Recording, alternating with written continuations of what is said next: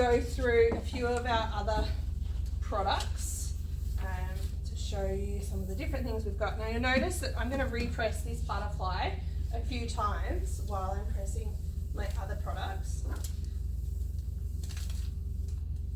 So the first product that I'm going to apply is some Stripflocks. Has anybody heard of Stripflock before? No. Or know what it might be? Is that what puff? No, it's not that puff. No, it's not puff. So Stripflock is a flocked vinyl, so it has kind of a fuzzy texture.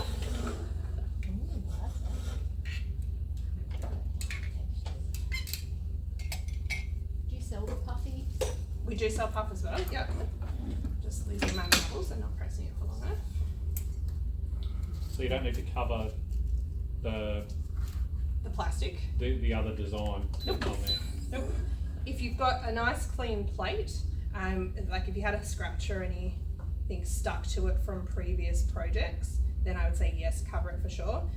When I'm using my home iron, I cover what I'm ironing over, like as in if I'm ironing my worktops or tops of my artwork, then I cover my designs just to make sure that I don't melt it, but my iron at home is not pristine. I could replace it, but it's fine, and I just keep a piece of baking paper with my iron so that I can iron back over. But because this is pristine, I don't have any issues with repressing. So that's our flock, but I can make our flock even better by adding another product to it. So I've got some electric here, and I'm just going to position that over the top. Pardon? Yeah, so she's taking notes. So on my top here, this is electric. The electric range is part of the Easy Weed range, so it's actually called Easy Weed Electric, and it's another very resilient product. So when I'm going through pressing all these bits and pieces here, I press them in order of their resilience, so how much heat they can take. There are some products that you can only press once, or after you press it once, the texture may change, like our metal, so I press those last. So that looks really cool, and I'll pass that around for everybody to have a look at. Yeah. And then another, so this is electric here as well.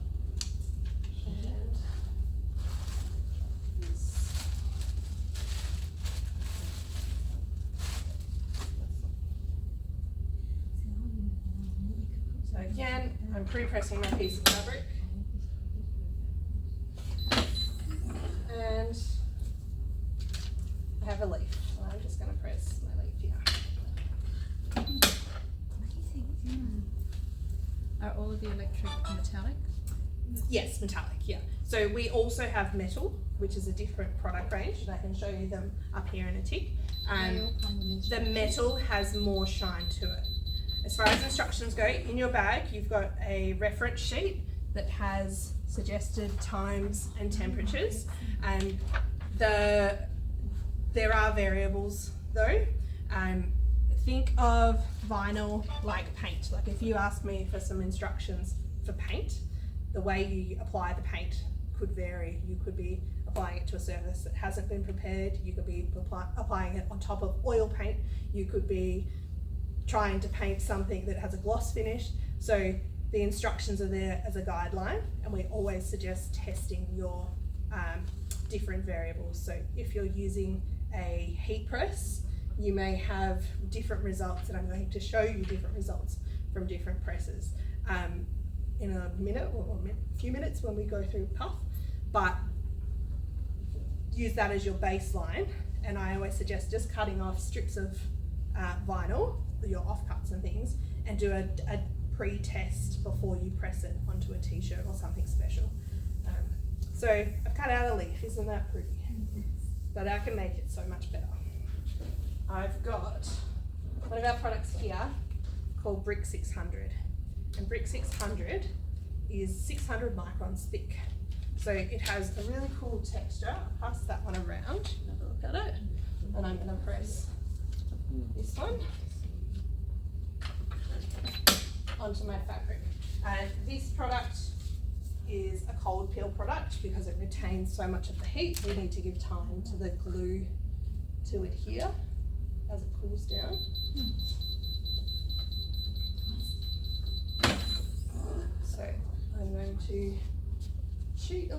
I'm going to use my cutter.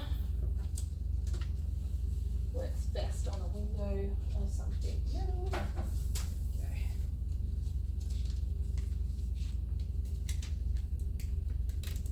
Okay, so we've got a nice looking green leaf. But what happens if we combine the two? So I'm going to off. I'm going to apply another leaf over the top of this leaf. Oh.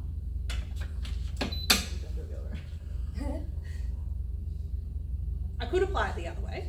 So I could apply the bones of the leaf. We can do that and we can compare. But this is the, yeah, okay. So there's just always different ways to use the materials that you've got. So the first press, it doesn't look like anything much. And again, because we've got the brick underneath it, we need to give it a chance to cool down before we peel it.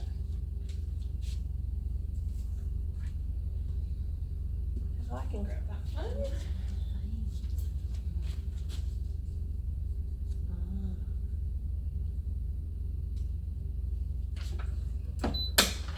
Let me give it another 15 seconds.